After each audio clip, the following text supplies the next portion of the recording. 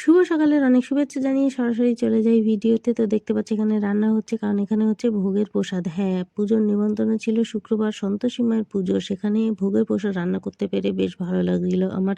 একটুখানি হাতে হাতে করে দিচ্ছিলাম, আর এদিকেও আমার বান্ধবীরা যে যার মতো ছবি তুলতে ব্যস্ত ছিল। যাই হোক, বেশ ভালো লাগছিল, কারণ ছাদের এক সাইডে ওদের ঠাকুরের মন্দির। ওদের ঠাকুরের মন্দিরটা না আমার খুব দুর্দান্ত লাগে। তো এদিকে পুজো শুরু হয়ে গেছে, আর ওদিকে আমরা তাড়াহুড়ো করে ভোগের প্রসাদের জন্য ব্যস্ত ছিলাম। আর এদিকে দেখো পুজো ঠাকুরমশাই চলে এসেছে, অলরেডি পুজো কিন্তু শুরু হয়ে গেছে।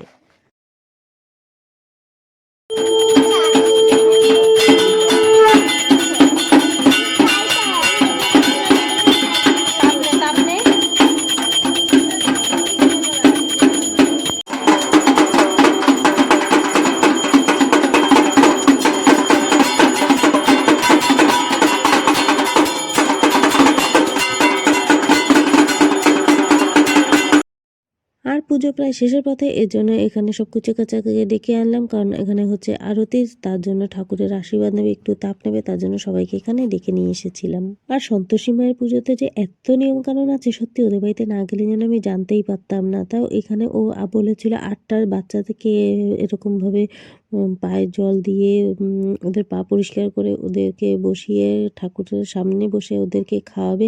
তাও ঠাকুরের ভোগের প্রসাদে যা যা আছে সেগুলি ওদের খাওয়ানো হবে। তা প্রথমে ওদের পা ধুয়ে নিজের আঁচল দিয়ে এরকমভাবে পা মুছে দিল। সত্যি এগুলো আমার জানাই ছিল না।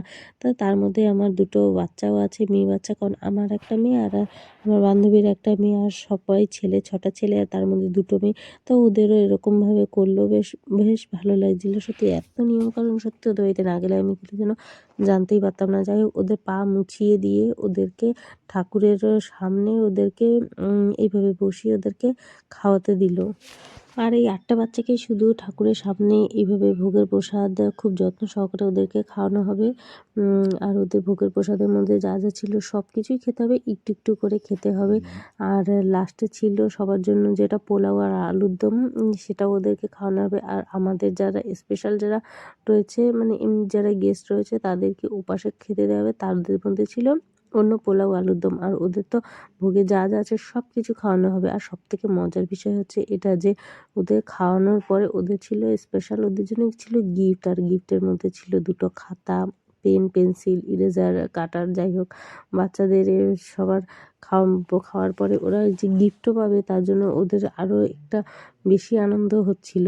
আর আমার মেয়ে তো ওদিকে কি খোঁজাখুঁজি করেই যাচ্ছিলো, ওকে ডেকে সারা, ওর কোনো হুঁশই ছিল না যে ওকে ওখানে গিফট দেওয়া হবে। যাই হোক, তারপরে ওকেও গিফটের জন্য ওখানে পাঠালাম, ওর হাতেও গিফট দিয়ে দিল, বেশ খাওয়া দাওয়াও দিল, সব কিছু দিল, তারপরে আবার গিফটও হাতে দিল। বেশ ভালো লাগলো। যারা সন্তোষী মায়ের পুজোতে জানো অনেক কিছু এরকম নিয়ম আছে, তারা তো জানো। যেহেতু আমি প্রথমবার দেখলাম এরকম, আমার তো খুব ভালো লাগলো। তো ভিডিওটা কেমন হলো অবশ্যই কমেন্ট করে জানিও, পারলে একটা লাইক করে দিও, অবশ্যই কেমন হয়েছে জানিও। দেখা হবে পরের আরেকটা ভিডিও।